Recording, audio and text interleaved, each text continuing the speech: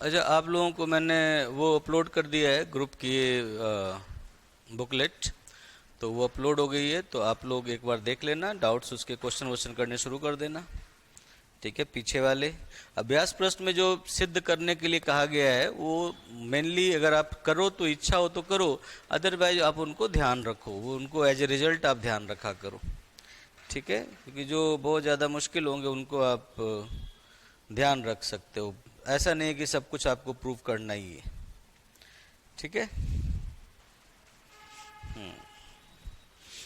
अब और पीछे जो क्वेश्चंस हैं ऑब्जेक्टिव टाइप के करने के लिए, उनको आप किया करो।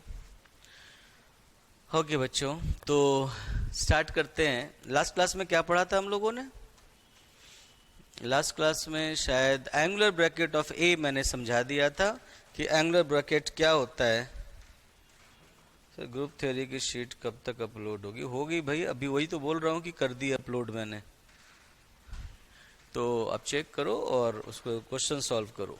ठीक है। आगे बढ़ूं। देखो, अवयव की कोटि से स्टार्ट करना था, ऑर्डर ऑफ एन एलिमेंट से। सो स्टार्ट करते हैं। अवयव की कोटि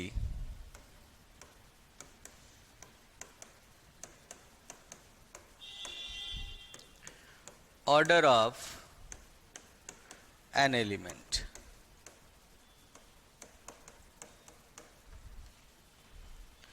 अवयव की कोटि ऑर्डर ऑफ एन एलिमेंट।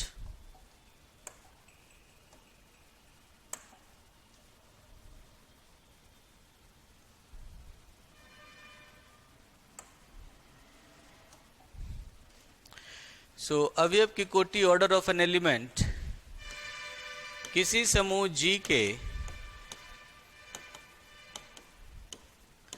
किसी अवयव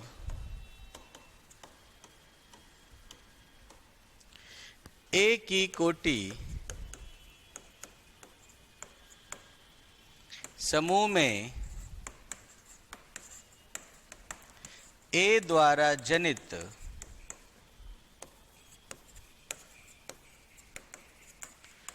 अवयवों की संख्या होती है। A द्वारा जनित अवयवों की संख्या होती है, अर्थात किसी समूह G के किसी अवयव A की कोटि समूह में A द्वारा जनित अवयवों की संख्या होती है, अर्थात एंगुलर ब्रैकेट ऑफ A के अवयवों की संख्या होती है।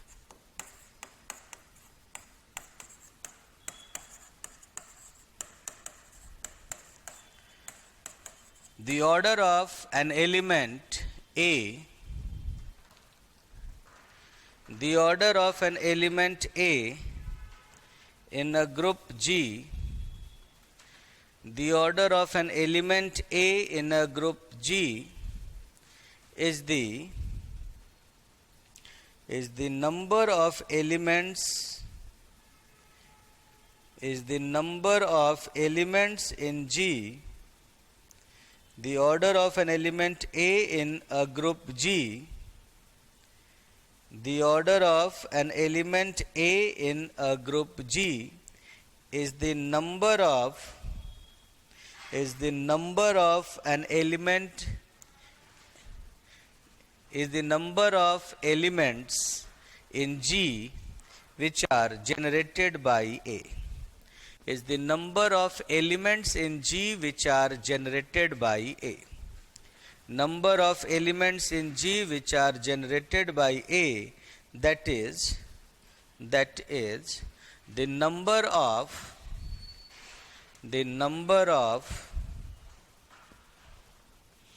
elements in angular bracket of A.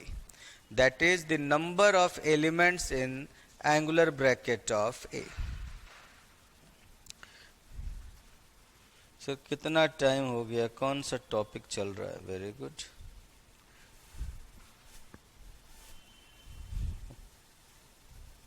अभी भी स्टार्ट किया है, लिखो ग्रुप थ्योरी चल रहा है।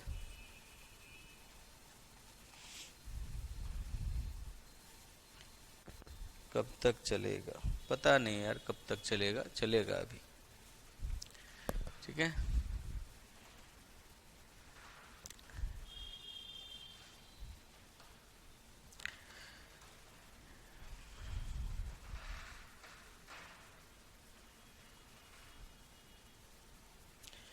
लिख लिया।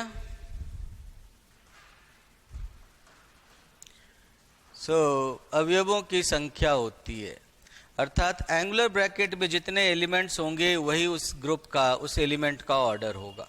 ए के कारण ग्रुप में जितने एलिमेंट्स आए, ए द्वारा जनरेटेड जितने एलिमेंट्स हैं ग्रुप में, ग्रुप का ऑर्डर क्या होता है? ग्रुप के सभी एलिमेंट्स की संख्या। ग्रुप में जितने भी एलिमेंट्स हैं उनकी काउंटिंग, ग्रुप की कार्डिनलिटी, उस ग्रुप का ऑर्डर होता है। लेकिन उसके अवयवों, उसके किसी अवयव की कोटि क्या होती है, उसके किसी एलिमेंट का ऑर्डर क्या होता है कि उस ग्रुप में उस एलिमेंट के कारण कितने एलिमेंट्स हैं। अब किसी एलिमेंट के कारण ग्रुप में एलिमेंट्स कौन से आते हैं? जो उसके इंटीजर पावर में होते हैं, जो उसके पूर्णांकी एक घात में होते हैं। क्योंकि ग्रुप में होने के जो 4 प्रॉपर्टीज हैं, क्लोजर और मतलब जिन प्रॉपर्टीज को यूज करके लाते हैं, क्लोजर, वो आइडेंटिटी और इनवर्स, इसके कारण सारे इंटीजर पावर आते हैं। इसलिए ए अगर ग्रुप में आ गया तो उसके कारण ए के सारे इंटीजर पावर ग्रुप में आते हैं, तो वो अपने सारे इंटीजर पावर्स को जनरेट करता है और उन्हीं सारे इंटीजर पावर्स का सेट है एंगुलर ब्रैकेट ऑफ ए। तो इसीलिए एंगुलर ब्रैकेट ऑफ ए में जितने एलिमेंट्स होते हैं वही उस एलिमेंट का ऑर्डर होता है। ए के एंगुलर ब्रैकेट ऑफ ए में जितने एलिमेंट्स होते हैं वही उस एलिमेंट ए का ऑर्डर होता है। For example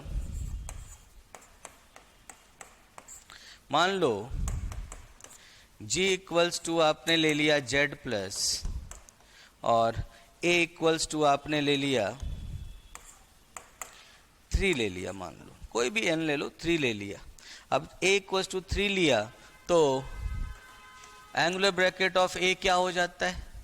angular bracket of A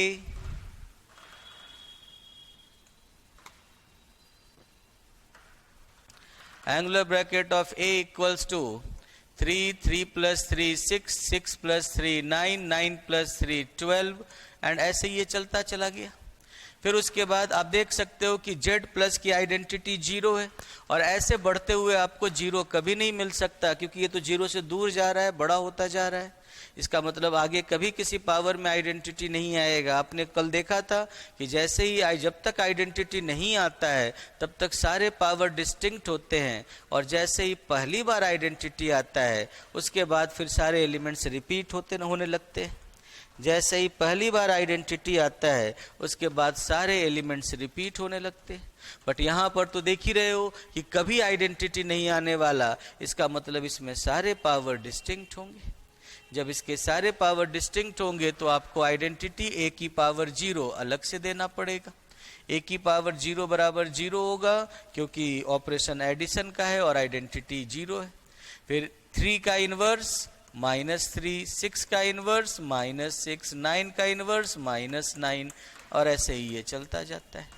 तो आप देख सकते हो एंगुलर ब्रैकेट में कितने एलिमेंट्स हैं? इनफाइनाइट।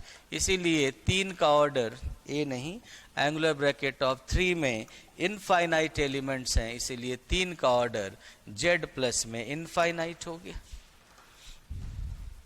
इसीलिए 3 का ऑर्डर Z प्लस में इनफाइनाइट हो गया। तो एंगुलर ब्रैकेट ऑफ ए में हर एलिमेंट का ऑर्डर जब आपको निकालना है तो किसी भी एलिमेंट का ऑर्डर उसके एंगुलर ब्रैकेट में जितने एलिमेंट्स होते हैं वही उस एलिमेंट का ऑर्डर होता है। जैसे आप दूसरा एग्जाम्पल कुछ ले लो कि भाई G बराबर मान लो आपने ले लिया 0, 2, 4 या 0, 1, 2, 3, 4, 5 और संक्रिया ले ली एडिशन मॉडुलो 6, Z6 कहलाता है। अब इसमें आइडेंटिटी क्या है? तत्समक अवयव यहाँ पर 0 है। अब हर अवयव का ऑर्डर निकालना है आपको। तो जैसे 0 का एंगुलर ब्रैकेट क्या होगा? 0 का एंगुलर ब्रैकेट 0 की पावर 1 0, और आपको पता है कि तब तक आप पावर करते जाते हो जब तक कि तत्समक अवयव ना आए। 0 का पावर 1 करते ही तत्समक अवयव आ गया तो इसमें एक ही एलिमेंट होगा। Excuse me. फिर एक के एंगुलर ब्रैकेट में कौन कौन से अवयव होंगे? तो एक की पावर एक में एक होगा। एक का स्क्वायर करोगे तो एक स्क्वायर का मतलब क्या होगा? ये वाली संक्रिया करनी है, तो एक जोड़ एक दो, फिर क्यूब में दो जोड़ एक तीन, पावर 4 में 3 जोड़ 1 4, पावर 5 में 4 जोड़ 1 5, पावर 6 में 5 जोड़ 1 6। और जैसे ही 6 होगा तो 6 से भाग देकर शेषफल लिखोगे, तो जैसे ही पावर 6 हुआ तो आप 6 से भाग देकर शेषफल लिखोगे तो 0 मिल जाएगा, और 0 आते ही रुक जाओगे। तत्समक अवयव आते ही, आइडेंटिटी आते ही रुक जाना होता है, क्योंकि उसके बाद तो सारे एलिमेंट्स रिपीट होने हैं। फिर 2 के एंगुलर ब्रैकेट में 2, 2 का स्क्वायर 2 जोड़ 2 4, 2 का क्यूब तो 4 जोड़ 2 6, और 6 जैसे ही हुआ तो 6 को 6 से भाग दोगे, 6 को 6 से भाग देने पर मिलने वाला शेषफल 0 मिलेगा। तो 2 4 और 0 हो गया। फिर उसके बाद 3 के एंगुलर ब्रैकेट में क्या होगा? 3 की पावर 1 3, और 3 की पावर 2 का मतलब 3 जोड़ 3, मतलब 3 एडिशन मॉडुलो 16, तो 3 जोड़ 3 6 होता है, और 6 को 6 से भाग दोगे तो शेषफल 0 मिलेगा। तो यहाँ पर आपको 0 मिला। 3 के एंगुलर ब्रैकेट में आपको 3 और 0 मिला। समझ गए? ऐसे ही 4 का एंगुलर ब्रैकेट, 5 का एंगुलर ब्रैकेट, 2 और रह गए हैं, 4 और 5। तो जब तक इसको लिखो तो यहाँ से आप समझ सकते हो कि भाई 0 की कोटि क्या हो गई? 0 की कोटि हो गई 1, क्योंकि एंगुलर ब्रैकेट ऑफ 0 में एक अवयव है। 1 की कोटि कितनी हो गई? 1 की कोटि हो गई 1 2 3 4 5 6 अवयव हैं तो 6। 2 की कोटि कितनी हो गई? 2 की कोटि हो गई 2 की कोटि हो गई 3, क्योंकि इसमें 3 अवयव हैं। 3 की कोटि हो गई 2, क्योंकि इसमें 2 अवयव हैं। एंगुलर ब्रैकेट ऑफ ए में जितने अवयव होते हैं वही ए की कोटि होती है, वही ए का ऑर्डर होता है। तो यहाँ पर देख सकते हो बच्चों, 3 की कोटि हो गई 2, 3 का ऑर्डर 2 हो गया। आगे बढ़े, लिख लिया इसे।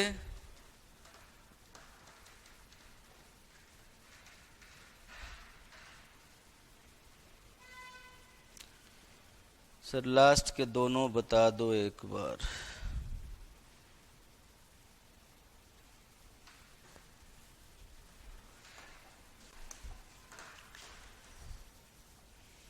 लास्ट के दोनों, जैसे 2 का लिखना है आपको बच्चे, 2 का लिखना है, तो 2 का लिखते समय आप कैसे लिखोगे?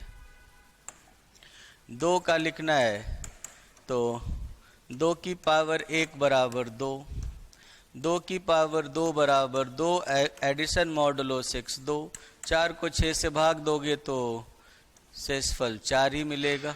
2 का क्यूब मतलब 2 square addition modulo 6 2, 4 addition modulo 6 2, 4 जोड़ 2 6 होता है, और 6 को 6 से भाग दोगे तो शेषफल 0 मिलेगा। 0 तत्समक अवयव है, जैसे ही तत्समक अवयव, जैसे ही आइडेंटिटी आएगा रुक जाओगे। यही तो बताया है, और ये कल भी तो यही बताया था। 3 का लिखना है तो 3 की पावर 1 बराबर 3, 3 का स्क्वायर बराबर 3 एडिशन मॉडुलो 6 3, 3 जोड़ 3 6 होता है, 6 को 6 से भाग दोगे तो शेषफल 0 आ जाएगा, और 0 आइडेंटिटी है, जैसे ही आइडेंटिटी आ गया रुक गए, स्क्वायर में ही रुक गए। यहाँ पे समझ गए? स्क्वायर में ही रुक गए। उसके बाद 4 का ऑर्डर देखना है। 4 का एंगुलर ब्रैकेट देखो, 4 की पावर 1 4, 4 का स्क्वायर मतलब 4 जोड़ 4, 4 एडिशन मॉडुलो 6 4, तो 4 जोड़ 4 8 होता है, 8 को 6 से भाग दोगे तो शेषफल 2 मिलेगा। और फिर क्यूब करोगे तो 4 स्क्वायर 2 मिल गया है, 2 एडिशन मॉडुलो 6 4, 2 जोड़ 4 6 होता है, और 6 को 6 से भाग दोगे तो शेषफल 0 मिलेगा। सर ये जीरो कैसे आया आइडेंटिटी एलिमेंट? एक काम करो, पेज पलटो, जाकर ग्रुप में जाओ, वहां देखो जेड क्या स्ट्रक्चर क्या होता है, क्या बताया है जेड के बारे में आपको। हर एन के लिए जो जेड ग्रुप बताया है उसमें आइडेंटिटी एलिमेंट क्या बताया है आपको, एक बार जाकर चेक करो। ग्रुप में जब तक पीछे वाली चीजें नहीं पढ़ोगे आगे कुछ समझ में नहीं आएगा, ठीक है? आपको पीछे वाली सारी चीजें पढ़नी भी है, समझनी भी है, याद भी रखनी है, तभी आगे वाली सारी चीजें समझ पाओगे। समझ गए? 5 में 5 की पावर 1 5, 5 की पावर 2 का मतलब 5, और 5 को एडिशन मॉडुलो 6 करोगे तो 10 को 6 से भाग दोगे, शेषफल 4। फिर क्यूब करोगे तो स्क्वायर में 4 मिला है, तो 4 जोड़ 5 9 को 6 से भाग दोगे, शेषफल 3। फिर पावर 4 करोगे तो क्यूब में 3 मिला है, तो 3 जोड़ 5 8 को 6 से भाग दोगे, शेषफल 2। उसके बाद इसको 2 जोड़ 5 7 को 6 से भाग दोगे, शेषफल 1। 1 जोड़ 5 6 को 6 से भाग दोगे, शेषफल 0। इसका मतलब 4 का ऑर्डर हो गया 3 और 5 का ऑर्डर हो गया 6। तो इस तरह से आप हर एलिमेंट का ऑर्डर निकाल सकते हो।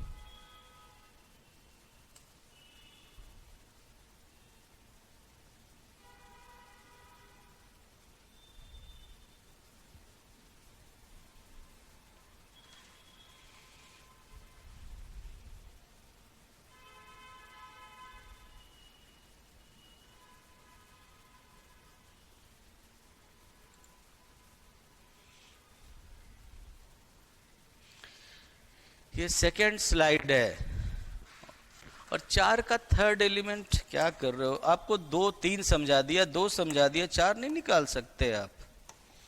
4 की पावर 1 बराबर 4, 4 की पावर 2 बराबर 4, एडिशन मॉडुलो 6 4, तो 4 4 8 को 6 से भाग दिया तो शेषफल 2 मिला।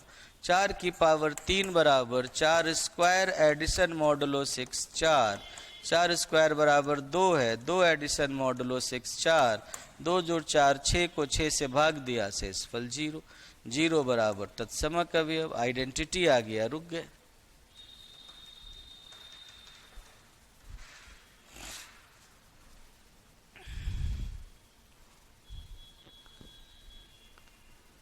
ठीक है, तो इस तरीके से आप हर एलिमेंट का ऑर्डर निकाल सकते हो। तो किसी भी समूह में किसी भी अवयव की कोटि उस अवयव से जनित अवयवों की संख्या है।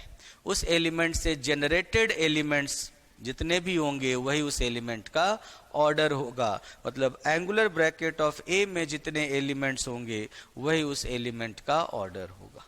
तो इस तरह से आप किसी भी ग्रुप में किसी भी एलिमेंट का ऑर्डर निकाल सकते हो। समझ गए? किसी भी ग्रुप में किसी भी एलिमेंट का ऑर्डर निकाल सकते हो। आगे बढ़ूं बच्चों, आगे बढ़ूं। एक आपको फाइनाइट दिखा दिया, एक इनफाइनाइट दिखा दिया। तो किसी भी ग्रुप में किसी भी एलिमेंट का ऑर्डर आप इस तरीके से निकाल सकते हो। ओके,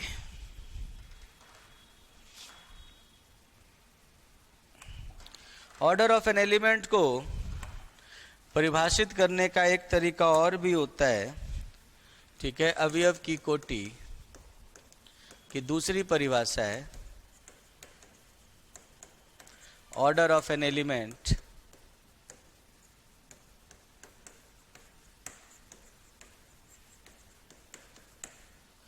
दूसरी परिभाषा another definition, another definition, दूसरी परिभाषा another definition, कि माना कि किसी समूह G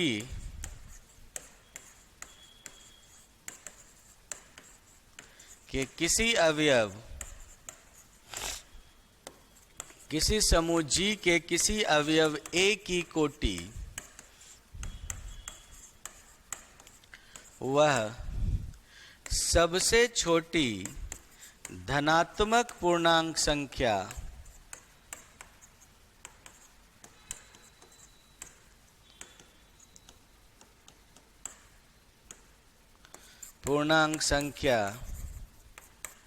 n है जहां किसी समूह G के किसी अवयव A की कोटि वह सबसे छोटी धनात्मक पूर्णांक संख्या n है जहां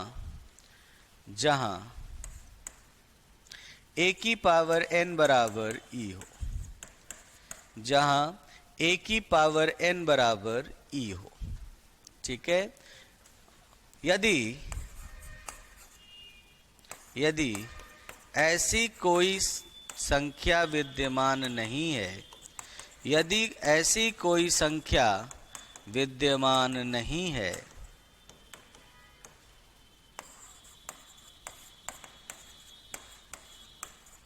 तो a की कोटि अनंत होती है।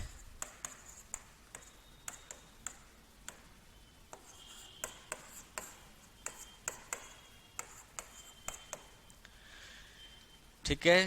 The order of an element A, the order of an element A in a group G, the order of an element A in a group G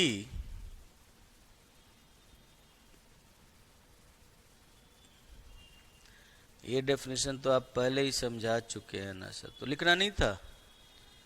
समझा के आगे बढ़ जाऊं? तो ठीक है।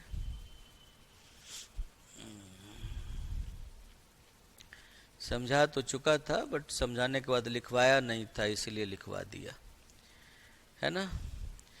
The order of an element A in a group G, the order of an element A in a group G is the smallest positive integer n, is the smallest positive integer n such that a raised to power n is equals to identity, such that a raised to power n equals to identity, है ना। a raised to power n equals to identity. If such positive integer does not exist, if such positive integer does not exist, if such positive integer does not exist, then order of A is, if such positive integer does not exist, then order of A is infinite. If such positive integer does not exist, then order of A is infinite. यदि ऐसी धनात्मक पूर्णांक संख्या नहीं मिले तो A का order infinite होता है। और इसका कारण आप जानते ही हो बच्चों, क्योंकि आपने देख रखा है, क्योंकि ऑर्डर ऑफ A की कोटि क्या होती है?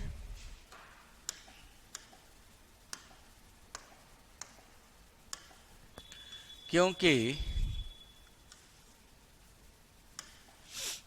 ऑर्डर ऑफ A का मतलब क्या हुआ? Number of elements in angular bracket of A. Order of A का मतलब हुआ number of elements in angular bracket of A, यही होता है। और एंगुलर ब्रैकेट ऑफ ए में कितने एलिमेंट्स होते हैं? आपने देखा था कि यदि A की पावर n बराबर e हो, जहां n सबसे छोटी धनात्मक पूर्णांक संख्या हो, जहां n सबसे छोटी धनात्मक पूर्णांक संख्या हो, जहां n सबसे छोटी धनात्मक पूर्णांक संख्या हो। आज मुझे लग रहा था कि आज कुछ अजीब सा लग रहा है। जहां n सबसे छोटी धनात्मक पूर्णांक संख्या हो,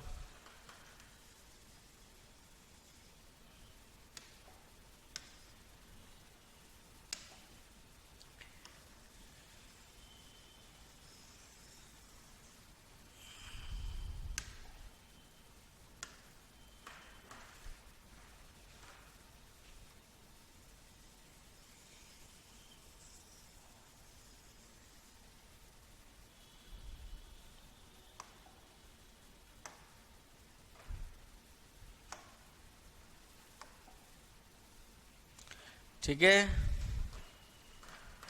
जहां n सबसे छोटी धनात्मक पूर्णांक संख्या हो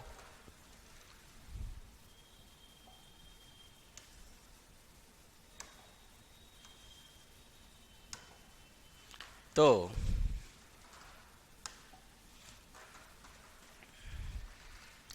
n सबसे छोटी धनात्मक पूर्णांक संख्या हो तो एंगुलर ब्रैकेट ऑफ ए, अभी भी यही चल रहा है,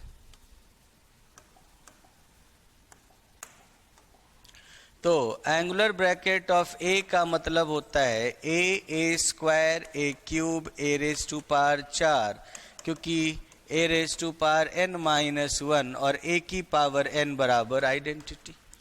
आपको याद है कि अगर आपने देखा था कि अगर सबसे छोटी धनात्मक पूर्णांक संख्या if a raised to power n equals to identity where n is the smallest positive integer, then angular bracket of a equals to this। क्योंकि जब तक पहली बार आइडेंटिटी नहीं आता है तब तक सारे एलिमेंट डिस्टिंक्ट होते हैं, और आइडेंटिटी आने के बाद सारे एलिमेंट रिपीट होते हैं। तो इसीलिए एंगुलर ब्रैकेट ऑफ ए में इतने ही एलिमेंट होंगे, और ए का ऑर्डर क्या होता है, एंगुलर ब्रैकेट ऑफ ए के अवयवों की संख्या। तो अगर n सबसे छोटी धनात्मक पूर्णांक संख्या है जिसके लिए a की पावर n बराबर e हो, तो इसका मतलब a का ऑर्डर n ही होगा, क्योंकि अगर n सबसे छोटी धनात्मक पूर्णांक संख्या है जिसके लिए a की पावर n बराबर e हो, तो एंगुलर ब्रैकेट में n अवयव होते हैं, एंगुलर ब्रैकेट ऑफ a में n अवयव होते हैं, और a की कोटि एंगुलर ब्रैकेट ऑफ a के अवयवों की संख्या है तो a की कोटि n हो जाती है। और यदि ऐसी संख्या विद्यमान नहीं है, if such number does not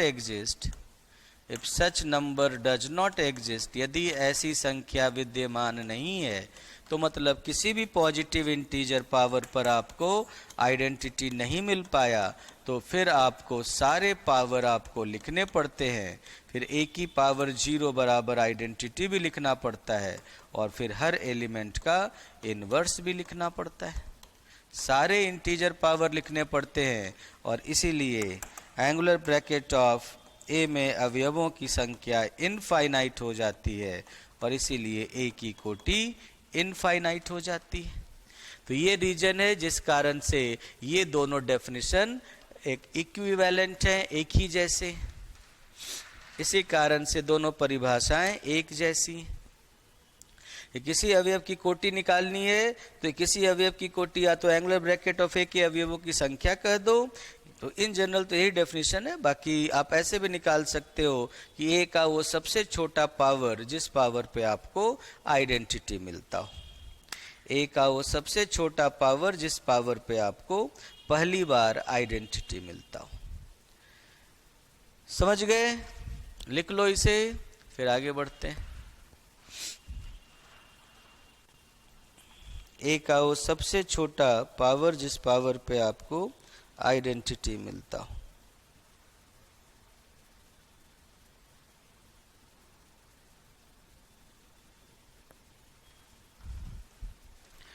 लिख लिया बच्चों?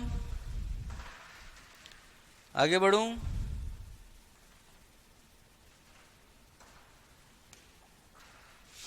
अब देखो,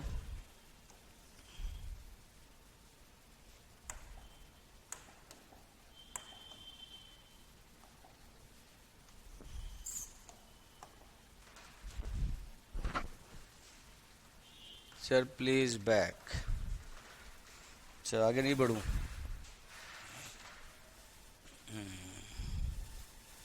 मतलब आप कहना चाहते हो कि सर आप थोड़ा आराम करो, है ना?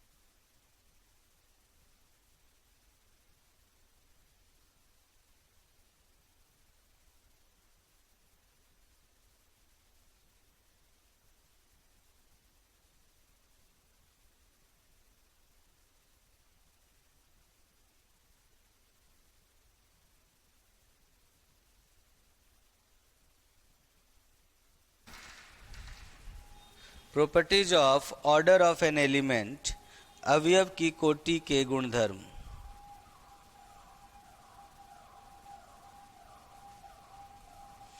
ठीक है, properties of order of an element, अवयव की कोटि के गुणधर्म। तो पहली प्रॉपर्टी है बच्चों कि तत्समक अवयव की कोटि, तत्समक अवयव की कोटि सदैव एक होती है। Order of identity is always one. Order of identity is always one. Order of identity is always one. Order of identity is always one. विलोमतः, विलोमतः किसी, विलोमतः किसी समूह के, किसी समूह में यदि किसी अवयव की कोटि, या ऐसे लिख लो किसी समूह में एक कोटि का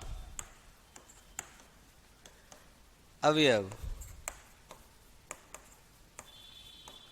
तत्समक अवयव होता है।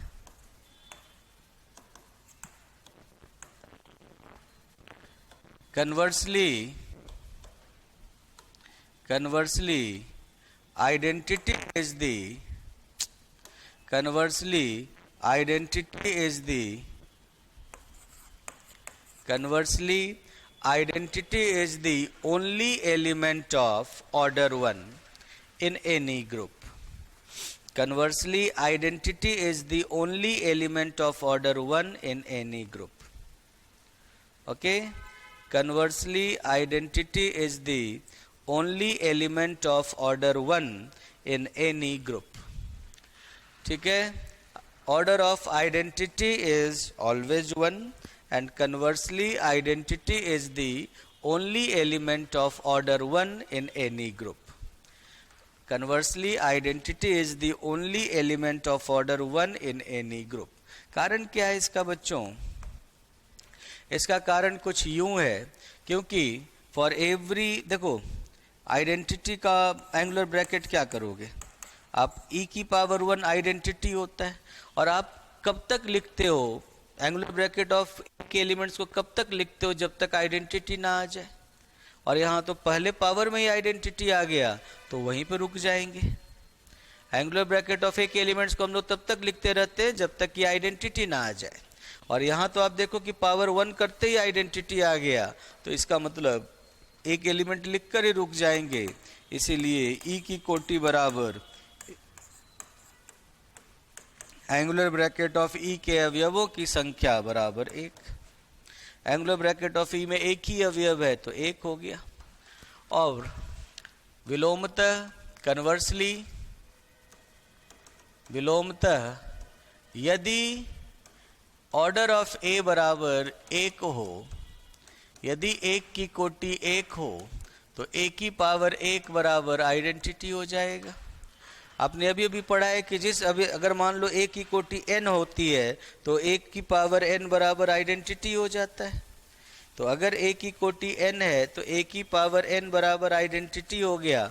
यहाँ ए की कोटि 1 दिया हुआ है तो ए की पावर 1 बराबर आइडेंटिटी हो गया, और इसका मतलब a बराबर आइडेंटिटी हो गया, क्योंकि आपने अवयव की घात में पढ़ा है कि किसी भी अवयव का पावर 1 करने का मतलब वही अवयव होता है।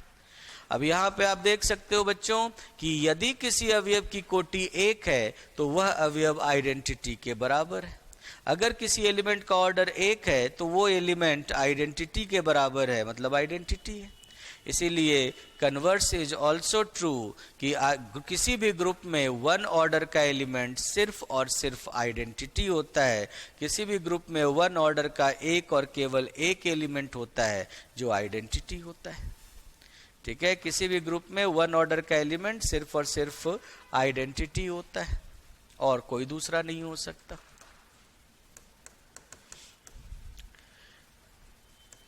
किसी अतत्समक अवयव की कोटि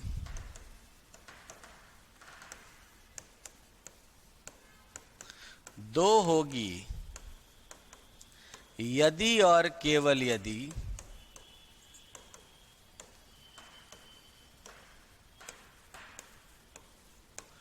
वह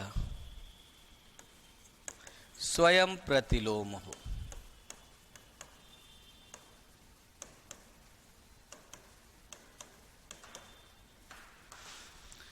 Order of a non-identity element.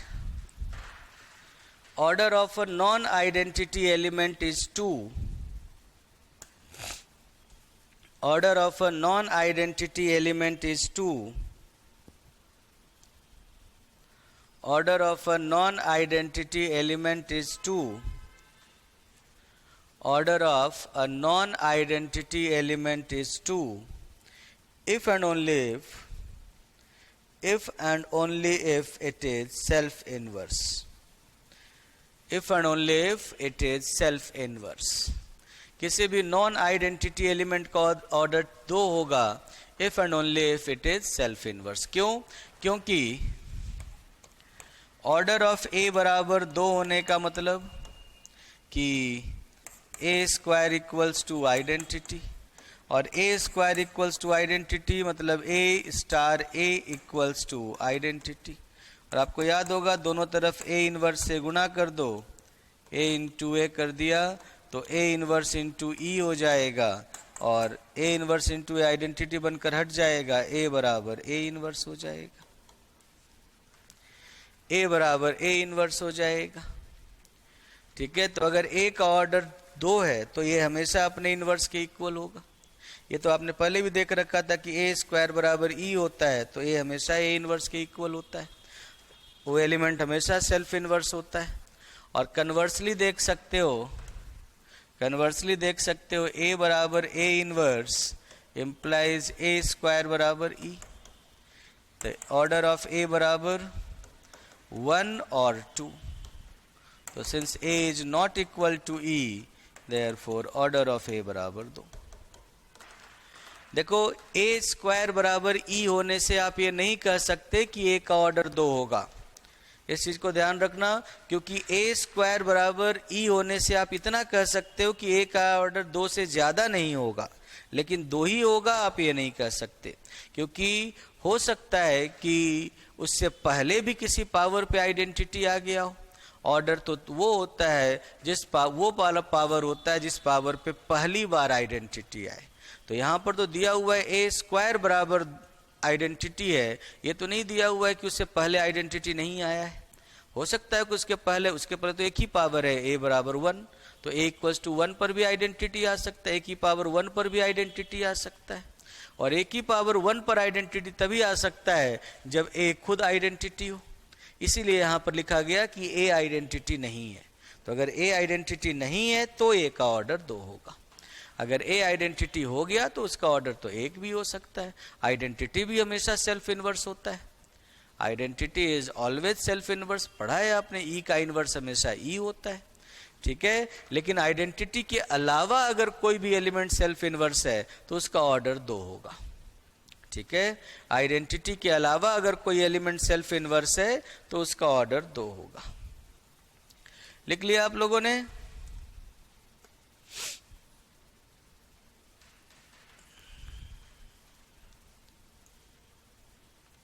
Yes,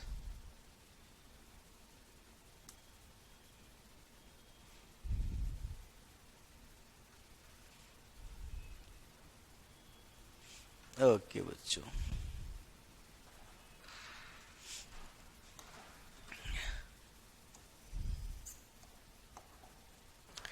इसीलिए सेकेंड इस पॉइंट के कारण आप कह सकते हो कि इफ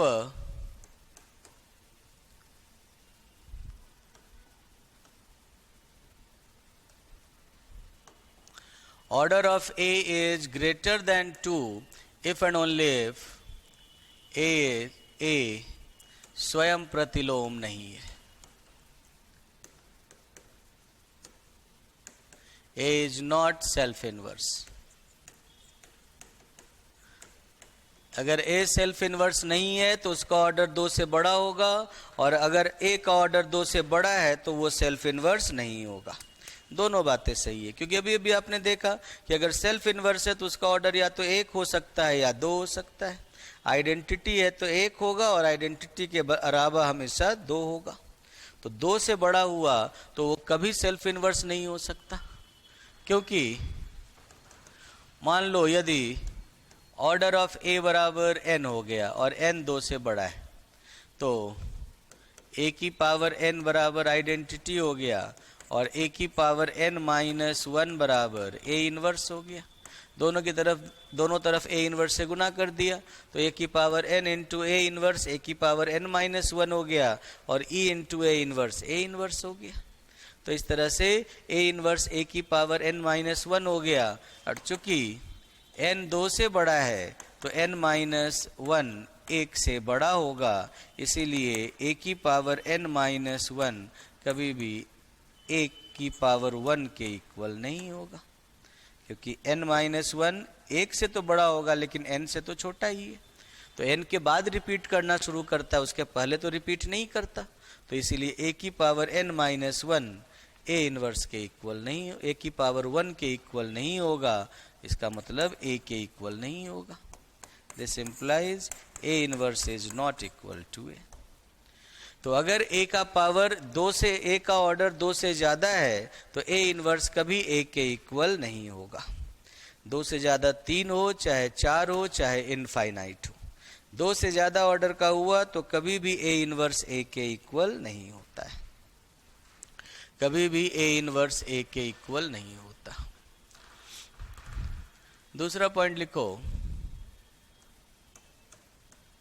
दूसरे का फर्स्ट पॉइंट, कि यदि ऑर्डर ऑफ a बराबर n हो तो a की पावर n बराबर आइडेंटिटी। If order of a equals to n then a raise to power n equals to identity. लेकिन कन्वर्स में यदि a की पावर n बराबर आइडेंटिटी हो, if a raised to power n equals to identity, तो then order of a divides n। जरूरी नहीं है कि वो n के बराबर होगा, वो n से छोटा भी हो सकता है, और छोटा होगा, वो n से छोटा भी हो सकता है, और छोटा होगा तो हमेशा n को डिवाइड करेगा। डिवाइड क्यों करेगा? क्योंकि आपने पढ़ा था कि अगर ऑर्डर ऑफ a बराबर k है, अगर ऑर्डर ऑफ a बराबर k है तो a की पावर 1 बराबर a होगा, a स्क्वायर बराबर 2 होगा, और पहली बार a की पावर k बराबर आइडेंटिटी होगा। फिर उसके बाद चलते हो तो a की पावर k प्लस 1 बराबर a होगा, a की पावर k प्लस 2 बराबर a स्क्वायर होगा, और फिर जाकर a की पावर 2k बराबर आइडेंटिटी होगा। फिर a की पावर 2k प्लस 1 बराबर a होगा, a की पावर 2k प्लस 2 बराबर a स्क्वायर होगा, और फिर जाकर a की पावर 3k बराबर आइडेंटिटी होगा। इसका मतलब आप देख सकते हो जब भी आइडेंटिटी हो रहा है वो a की पावर k के मल्टीपल में पावर है, और तो कहीं पर और किसी रो में आइडेंटिटी नहीं हो रहा है। आइडेंटिटी हो रहा है तो सिर्फ और सिर्फ अंतिम रो में आइडेंटिटी हो रहा है। a की पावर k पर, a की पावर 2k पर, a की पावर 3k पर, a की पावर 4k पर, इन सब पे आइडेंटिटी हो रहा है। तो इसका मतलब क्या हुआ कि अगर a की पावर n पर आइडेंटिटी है तो n k के मल्टीपल में होगा, n k के मल्टीपल में होगा, मतलब n ऑर्डर ऑफ a के मल्टीपल में होगा। ऑर्डर ऑफ a n को डिवाइड करेगा, वो ठीक है, वो ऑर्डर ऑफ a n को डिवाइड करेगा, क्योंकि वो हमेशा ऑर्डर ऑफ a के मल्टीपल में होगा, तभी a की पावर n बराबर आइडेंटिटी हो पाएगा। समझ गए? लिख लिया? तो ये पॉइंट लिखना है, इसको तो समझने के लिए इसको तो मैं हटा देता हूँ, ठीक है। तो यदि a की पावर n बराबर आइडेंटिटी हो तो ऑर्डर ऑफ a हमेशा n को डिवाइड करता है, ऑर्डर ऑफ a हमेशा n को डिवाइड करता है। फिर सेकंड पॉइंट हो गया दूसरे का। थर्ड पॉइंट देखो, एलिमेंट का ऑर्डर। अच्छा इसी में लिख लो, 2-3 पॉइंट और लिख लो इसी में।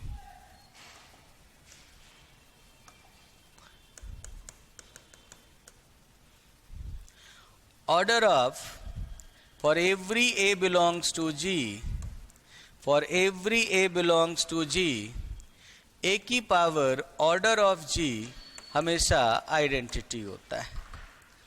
For every A belongs to G, A की पावर ऑर्डर ऑफ जी हमेशा ही आइडेंटिटी होता है।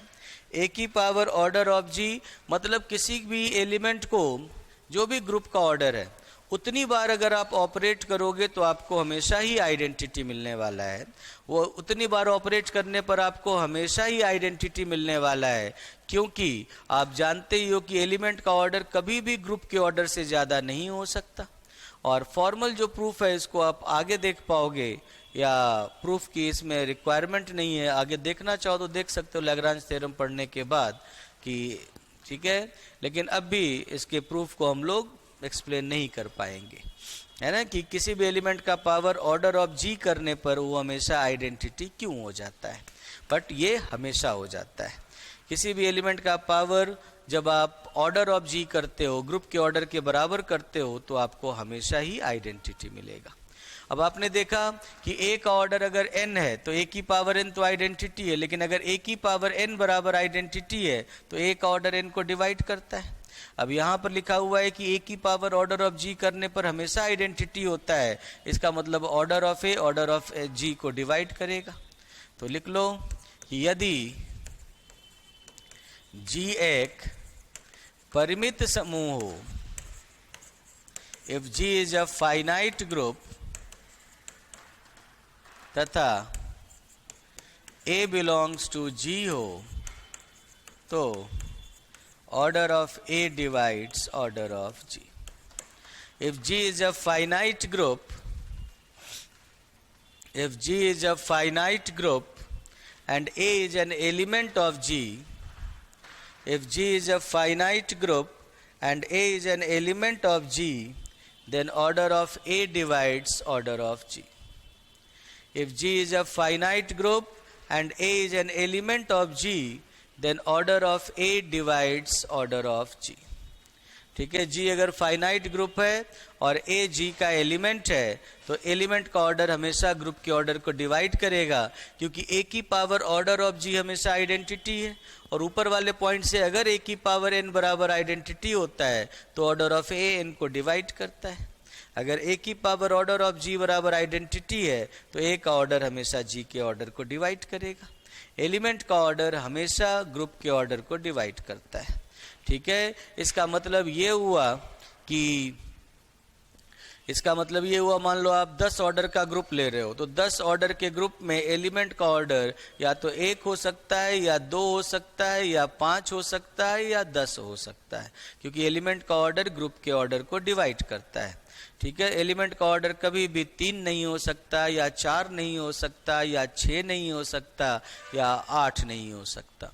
एलिमेंट का ऑर्डर हमेशा फाइनाइट ग्रुप के ऑर्डर को डिवाइड करता है, अपने फाइनाइट ग्रुप के ऑर्डर को डिवाइड करता है। समझ गए? और इससे ये कह सकते हो कि यदि के जो है वो ऑर्डर ऑफ जी को विभाजित नहीं करता है तो जी में के कोटि का कोई अवयव नहीं होता।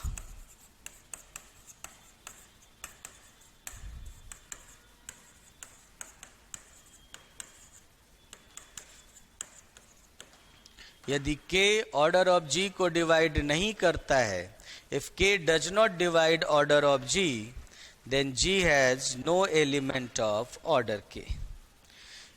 If k does not divide order of g, then g has no element of order k. Then g has no element of order k. If k does not divide order of g, then g has no element of order k. तो g के पास k order का कोई element नहीं हो सकता। क्यों? क्योंकि अगर मान लो के ऑर्डर ऑफ जी को डिवाइड नहीं करता है तो के ऑर्डर का एलिमेंट कैसे हो सकता है? क्योंकि अगर के ऑर्डर का एलिमेंट हुआ तो के को जी को ऑर्डर ऑफ जी को डिवाइड करना पड़ेगा, क्योंकि ऑर्डर ऑफ ए हमेशा ऑर्डर ऑफ जी को डिवाइड करता है। तो इसलिए अगर के ऑर्डर ऑफ जी को डिवाइड नहीं करता है, जैसे अगर 3 10 को डिवाइड नहीं करता है तो 10 ऑर्डर के ग्रुप में 3 ऑर्डर का कोई एलिमेंट नहीं हो सकता। ठीक है, 4 10 को डिवाइड नहीं करता है तो 10 ऑर्डर के ग्रुप में 4 ऑर्डर का कोई एलिमेंट नहीं हो सकता। जो नंबर ग्रुप के ऑर्डर को डिवाइड नहीं करता है उस ऑर्डर का ग्रुप में कोई एलिमेंट नहीं हो सकता।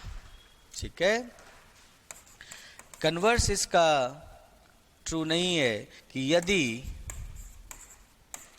के ऑर्डर ऑफ जी को डिवाइड कर दे तो जी में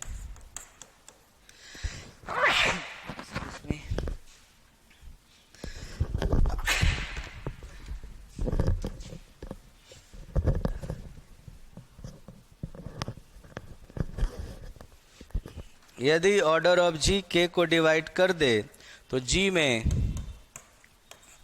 के कोटि का अवयव होना आवश्यक नहीं है। If K divides order of G, if k divides order of g, then g need not have, if k divides order of g, then g need not have an element of order k. So last line please repeat. If k does not divide order of g, fifth point है, if k does not divide order of g, fifth point है, if k does not divide order of g, then g need not have, then g has no element of order k. If k does not divide order of g, then g has no element of order k. ठीक है, and sixth point, if k divides order of g, if k divides order of g, then g need not have an element of order k. अगर divide नहीं करता है तो फिर उस order का कोई एलिमेंट नहीं होगा। अगर करता है तो हो भी सकता है और नहीं भी हो सकता है। ठीक है, अगर डिवाइड नहीं करता है, अगर कोई नंबर ग्रुप के ऑर्डर को डिवाइड ना करे तो उस ऑर्डर का तो कोई एलिमेंट पक्का नहीं होगा, लेकिन अगर कोई डिवाइड करता है तो उस ऑर्डर का एलिमेंट हो भी सकता है और नहीं भी हो सकता है। समझ में आई ये बात? फॉर एग्जाम्पल जैसे K4 ले लो। K4 का ऑर्डर क्या है? K4 का ऑर्डर है 4 और 4 4 को डिवाइड करता है, परंतु K4 में 4 कोटि का कोई अवयव नहीं है।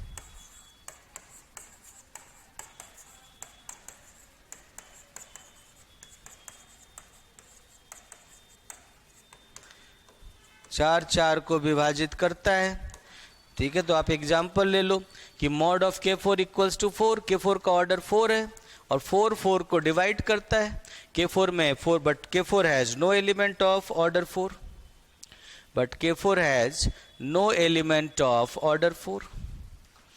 4 divides 4, but K4 has no element of order 4। K4 के पास 4 ऑर्डर का कोई एलिमेंट नहीं होता बच्चों। क्यों नहीं होता? क्योंकि K4 के सारे एलिमेंट सेल्फ इनवर्स होते हैं और जो भी एलिमेंट सेल्फ इनवर्स होते हैं उनका ऑर्डर 1 होगा या 2 होगा। 4 कैसे हो सकता है ना? तो K4 में सारे एलिमेंट सेल्फ इनवर्स होते हैं, तो K4 के एलिमेंट का ऑर्डर या तो 1 होगा या 2 होगा। 4 तो नहीं हो सकता, जबकि 4 4 को डिवाइड करता है। इसीलिए अगर कोई नंबर ग्रुप के ऑर्डर को डिवाइड करे तो ग्रुप में उस ऑर्डर का एलिमेंट होना आवश्यक नहीं है। अगर डिवाइड ना करे तब तो बिल्कुल नहीं होगा। ठीक है, और एलिमेंट का ऑर्डर हमेशा ग्रुप के ऑर्डर को डिवाइड करता है। एलिमेंट का ऑर्डर हमेशा ग्रुप के ऑर्डर को डिवाइड करता है। लिख लिया आप लोगों ने? लिख लिया, आगे बढ़ूं?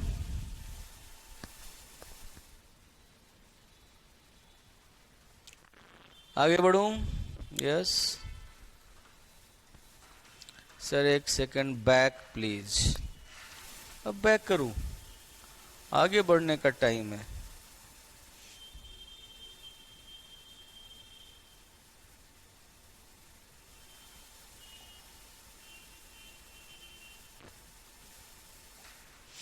अब देखो, अगर कोई नंबर ग्रुप के ऑर्डर को डिवाइड करे तो उस ऑर्डर का एलिमेंट होना जरूरी नहीं है, लेकिन यदि कोई अभाज्य संख्या p, यदि कोई अभाज्य संख्या p समूह की कोटि या परिमित समूह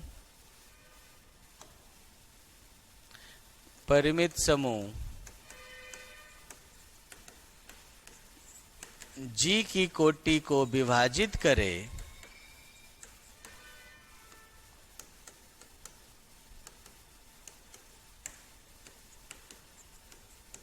तो G में P कोटि का कम से कम एक अवयव अवश्य होगा। मतलब वैसे कोई नंबर ग्रुप के ऑर्डर को डिवाइड करे तो उस ऑर्डर का एलिमेंट हो भी सकता है या नहीं भी हो सकता है, लेकिन अगर कोई प्राइम नंबर ग्रुप के ऑर्डर को डिवाइड करे तो ग्रुप में उस ऑर्डर का तो कम से कम एक एलिमेंट जरूर होगा। लिख लो, if a prime number p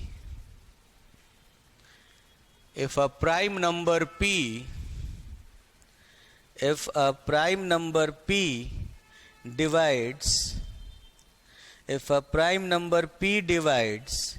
order of a finite group G, if a prime number p divides order of a finite group G, Cauchy theorem है क्या सर? हाँ, कॉशी थ्योरम ही कहते हैं इसको। If a prime number p divides order of a group G, order of a finite group G, then G has at least one element of order p. Then G has at least one element of order p. Then G has at least one element of order p. तो ये पूरी कहानी समझ गए कि element का order group के order को डिवाइड करता है। कन्वर्सली, अगर कोई नंबर ग्रुप के ऑर्डर को डिवाइड कर दे तो उस ऑर्डर का एलिमेंट होना जरूरी नहीं है, लेकिन अगर कोई नंबर ग्रुप के ऑर्डर को डिवाइड ना करे तो उस ऑर्डर का एलिमेंट तो बिल्कुल नहीं होगा। ठीक है। और स्पेशल केस में अगर कोई प्राइम नंबर ग्रुप के ऑर्डर को डिवाइड कर दे तो उस ऑर्डर का एलिमेंट होगा। जैसे कि अगर आप मान लो कि ग्रुप का ऑर्डर मान लो आपने ले लिया 50, तो 50 में एक बार सोचो तो कौन कौन से ऑर्डर के एलिमेंट पक्का होंगे।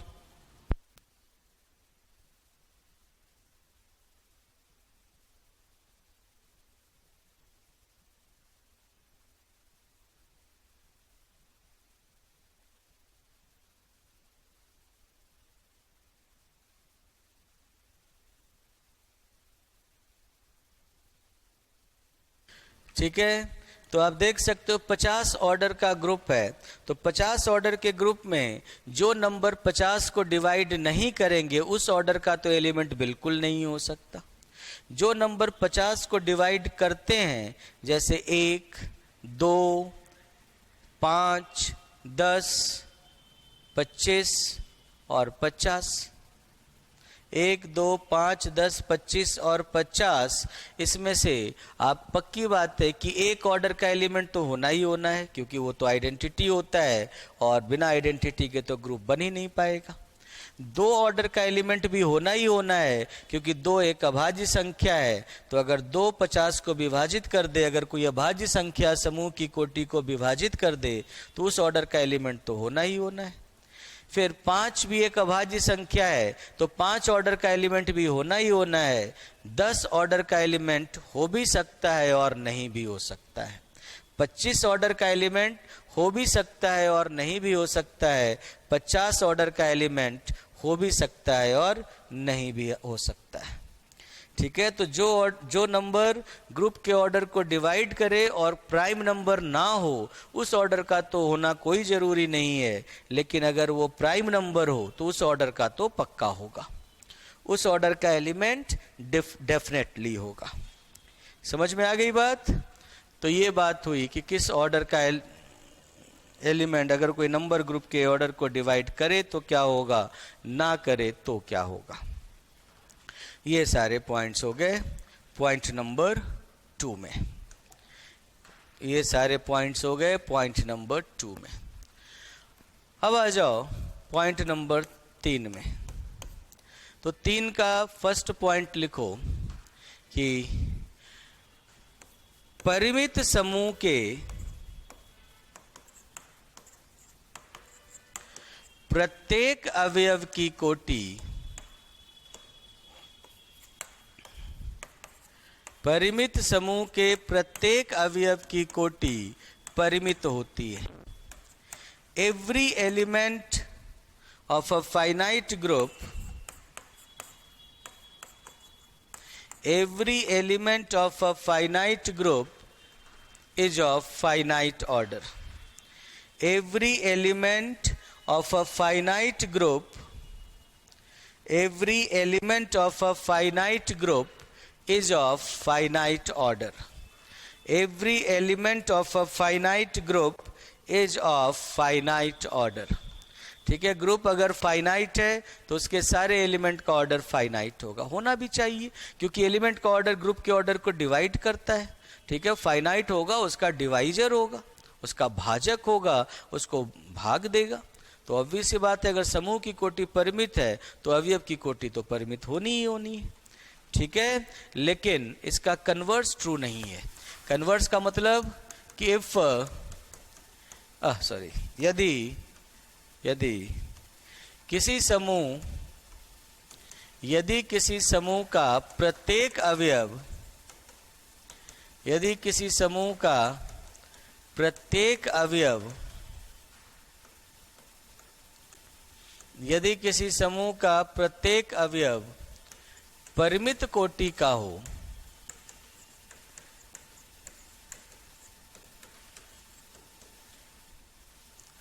यदि किसी समूह का प्रत्येक अवयव परिमित कोटि का हो, तो समूह का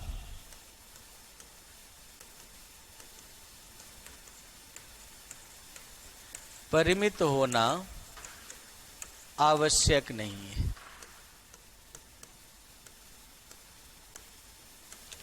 If every element of a group, if every element of a group, if every element of a group is of finite order, if every element of a group, if every element of a group is of finite order, then group need not be, then the group need not be of finite order. If every element of a group is of finite order, then the group need not be of finite order. तो group का finite order का होना कोई जरूरी नहीं है। अगर सारे एलिमेंट्स का ऑर्डर फाइनाइट है तो ग्रुप का ऑर्डर फाइनाइट होना कोई जरूरी नहीं है। आप इसके एग्जाम्पल में देख सकते हो बच्चों। ठीक है, जैसा बच्चे कुछ बता रहे हैं एग्जाम्पल वो सही है। यदि S में इनफाइनाइट एलिमेंट हैं, यदि S में इनफाइनाइट एलिमेंट हैं, तो power set of S comma symmetric difference एक अनंत समूह होगा।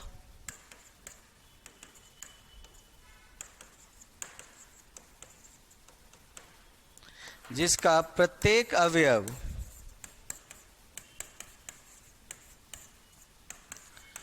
स्वयं प्रतिलोम है, अर्थात तत्समक की कोटि 1 होगी, तत्समक की कोटि 1 होगी और अन्य अवयवों की कोटि 2 होगी।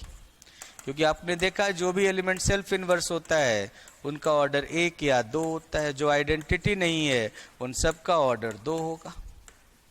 तो 1 या 2 ऑर्डर के ही एलिमेंट होंगे, है ना।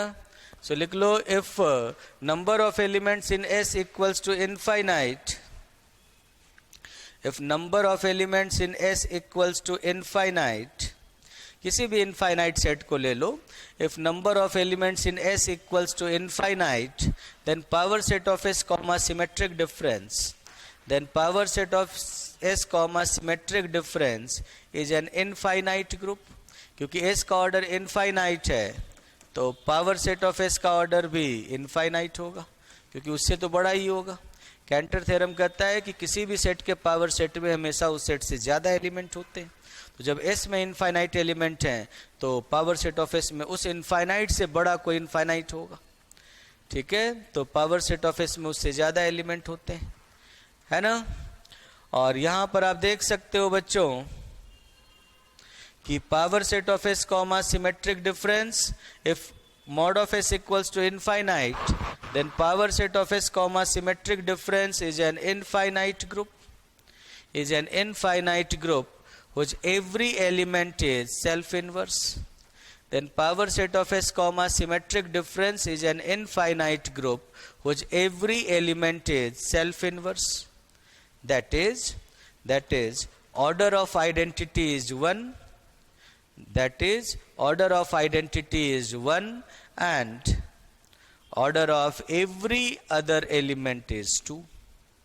So that is order of identity is 1, that is order of identity is 1 and order of every other element is 2, and that is order of identity is 1 and order of every other element is 2। तो देख लो सारे element का order finite है और group का order infinite है। तो ऐसा भी हो सकता है कि एक ग्रुप है जो इनफाइनाइट ग्रुप है, उसके सारे एलिमेंट फाइनाइट ऑर्डर के हो। इनफाइनाइट ग्रुप में सारे एलिमेंट फाइनाइट ऑर्डर के हो। ओके, लिख लिया।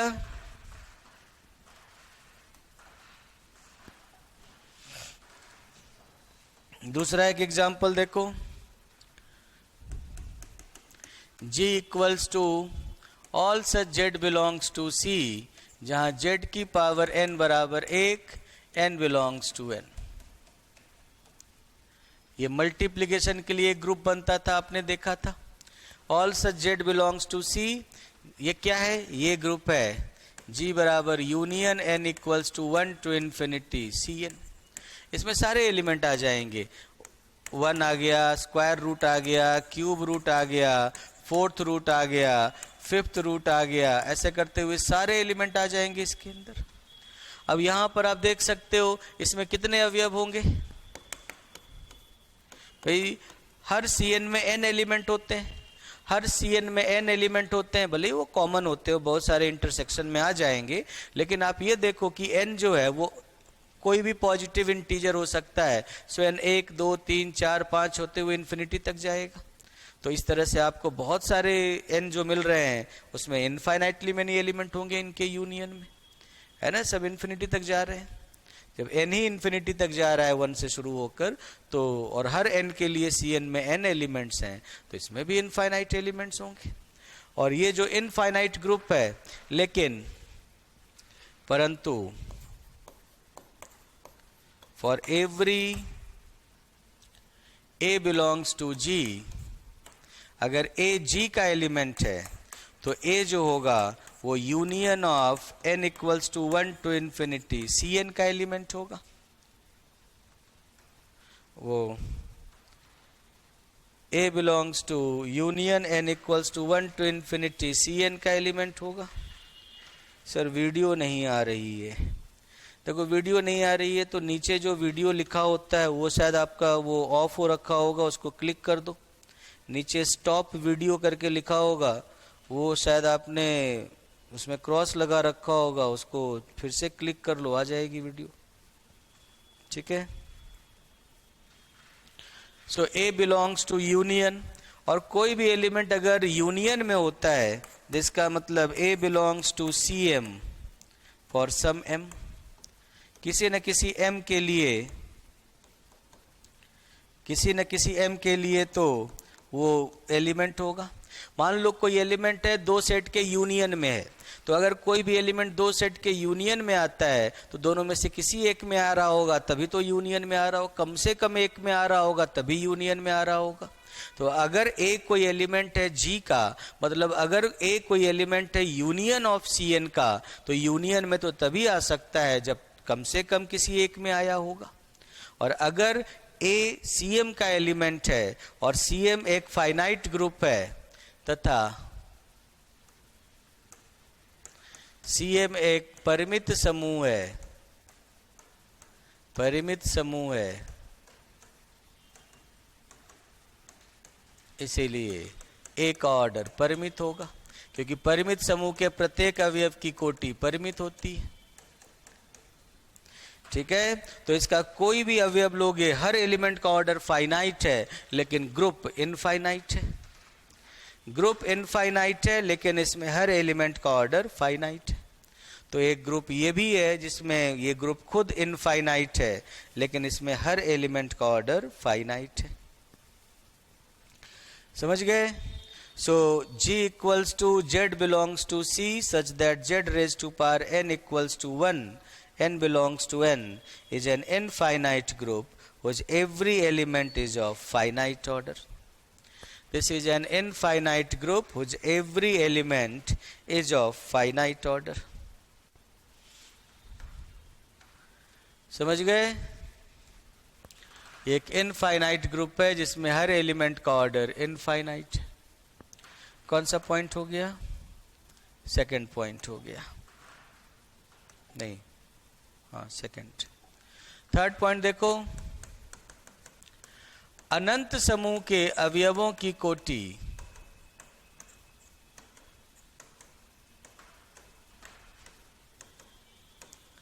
अवयवों की कोटि परिमित या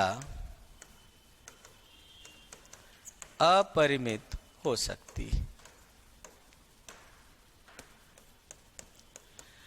अनंत समूह के अवयवों की कोटि परिमित या अपरिमित हो सकती है।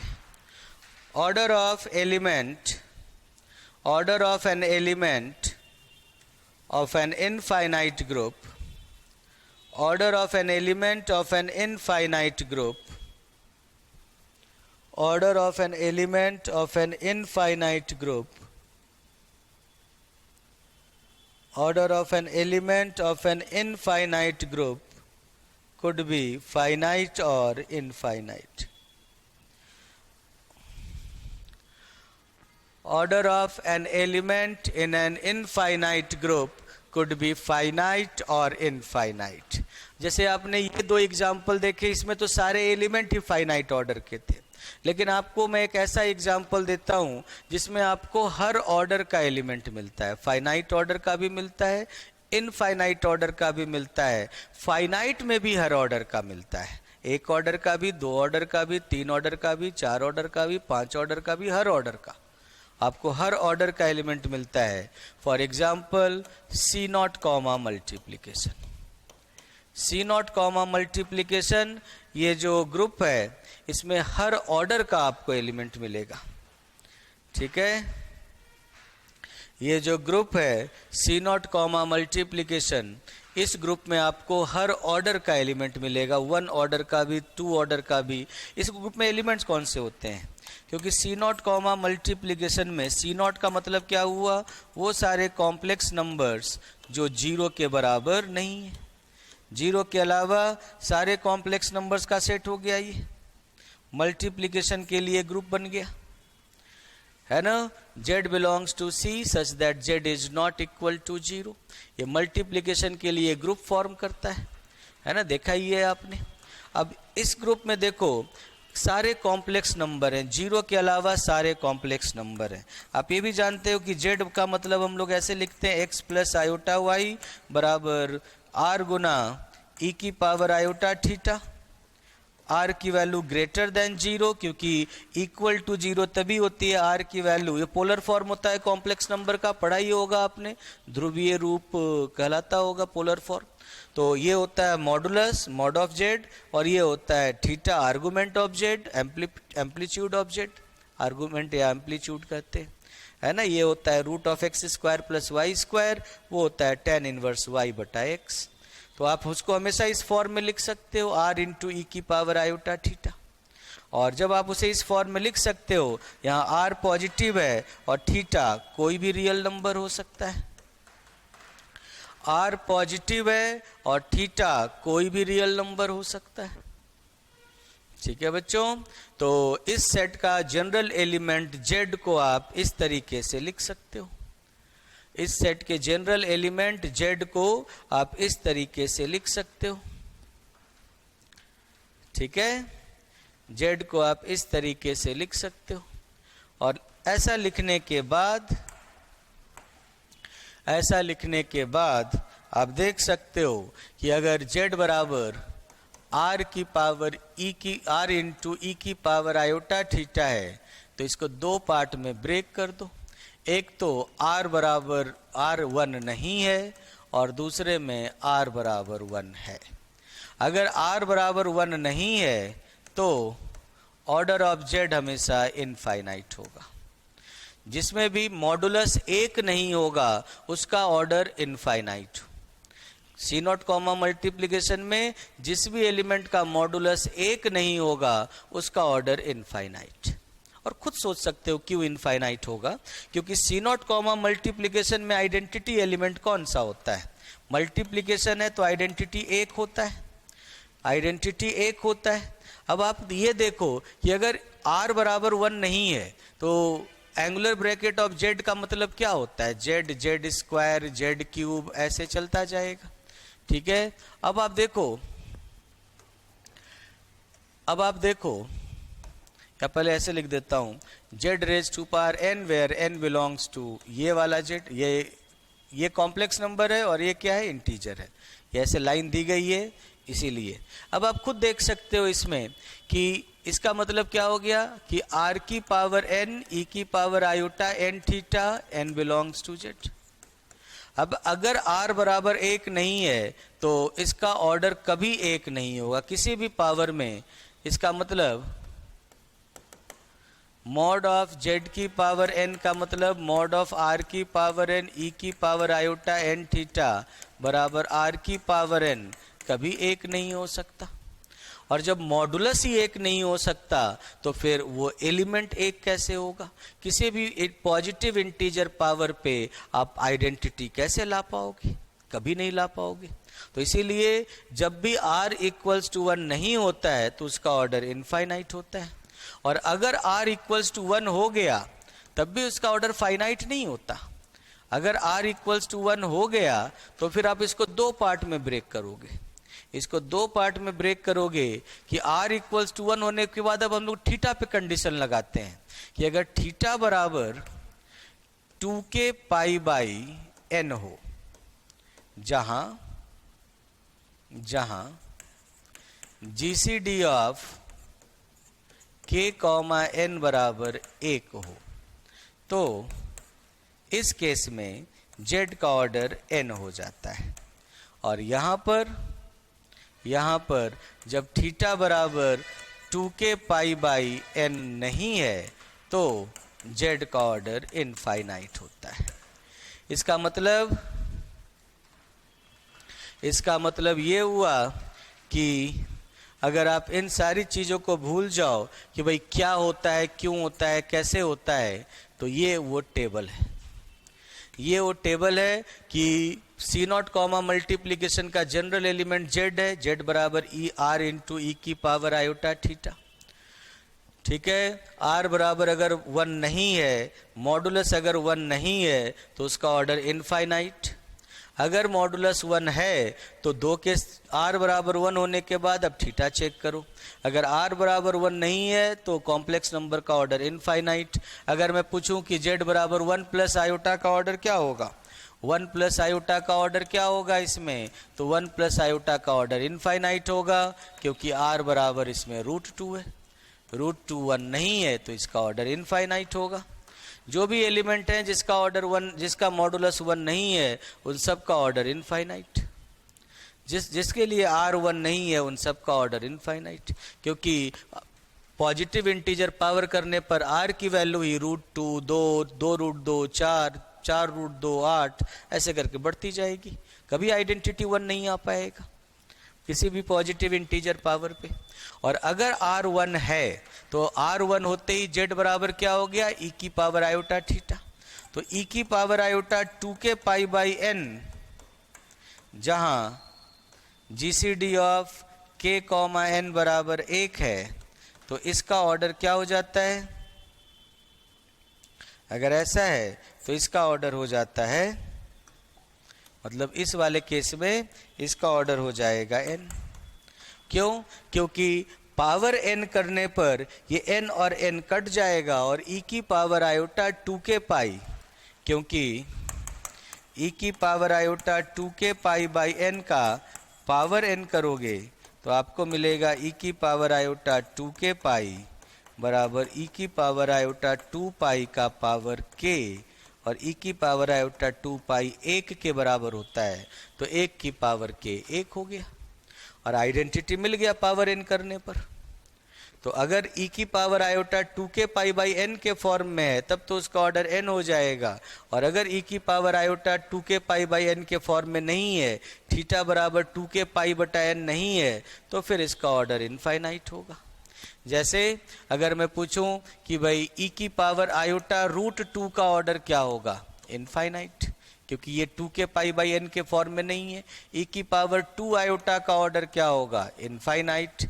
अगर मैं आपसे पूछूं कि e की पावर आयोटा 2 पाई या 2 पाई बाई 7 का ऑर्डर क्या होगा, तो आंसर 7। e की पावर आयोटा 2 पाई बाई 10 का ऑर्डर क्या होगा, तो आंसर 10। e की पावर आयोटा 6 पाई बाई 10 का ऑर्डर क्या होगा, तो देख लो ये 2 पाई 6 पाई बाई 10 का मतलब क्या हुआ कि n बराबर 10 है और k बराबर 3 है, क्योंकि 2k बराबर 6 होना चाहिए। e की पावर आयोटा 2k पाई है ना, तो 2k बराबर 6 होना चाहिए, तो k बराबर 3 है, 3 और 10 का जीसीडी 1 होता है, इसका ऑर्डर 10 हो गया। तो आप देख सकते हो, तो ये फाइनाइट ऑर्डर के हो गए, ये इनफाइनाइट ऑर्डर के हो गए, और अगर r इक्वल्स टू 1 नहीं है वो तो इनफाइनाइट ऑर्डर का होता ही है। इसका मतलब कि C0 कॉमा मल्टीप्लिकेशन एक ऐसा ग्रुप है जिसमें हर फाइनाइट ऑर्डर का एलिमेंट मिलेगा, इसमें इनफाइनाइट ऑर्डर के एलिमेंट मिलेंगे, जिसमें हर ऑर्डर के एलिमेंट मिलेंगे।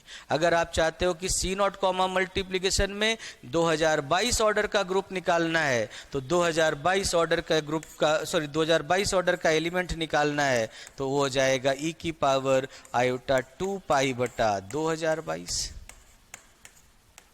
इसका ऑर्डर 2022 होगा। जिस ऑर्डर का एलिमेंट आपको चाहिए उस ऑर्डर का एलिमेंट आपको मिल जाएगा। सर 2 और 10 की जीसीडी तो एक नहीं है, बिल्कुल सही कहा, लेकिन आप देखो कि ये 2k है, ये 2k है, ठीक है, तो ये 2 जो है ये 2k के बराबर होता है, तो k बराबर 1 हो जाता है, और जब k बराबर 1 हो जाएगा तो 1 का जीसीडी तो सबके साथ 1 होता है, ठीक है। जैसे यहाँ पर 6, तो 6 और 10 का जीसीडी भी 1 नहीं है, लेकिन 6 का मतलब 2k है, समझ गए, 6 का मतलब 2k है, तो k बराबर तो 3 ही हुआ ना, k बराबर तो 3 ही हुआ। तो 2 पहले ही आगे कर लो, 2 पाई आयोटा 2 पाई आगे करके k और n को कंपेयर करो, ठीक है, समझ गए।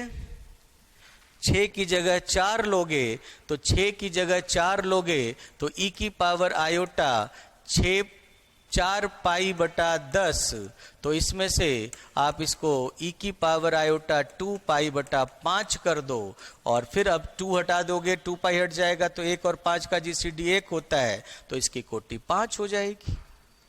6 की जगह 4 लोगे तो उसकी कोटि 5 हो जाएगी।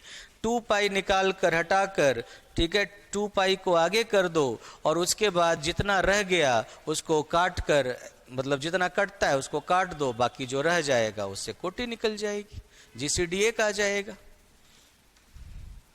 समझ में आई बात?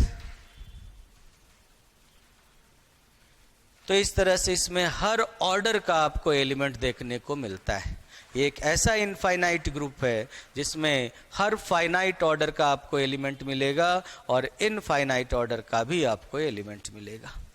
ठीक है बच्चों, तो आज के लिए इतना ही रखते हैं, कल हम लोग इसको आगे कंटिन्यू करेंगे।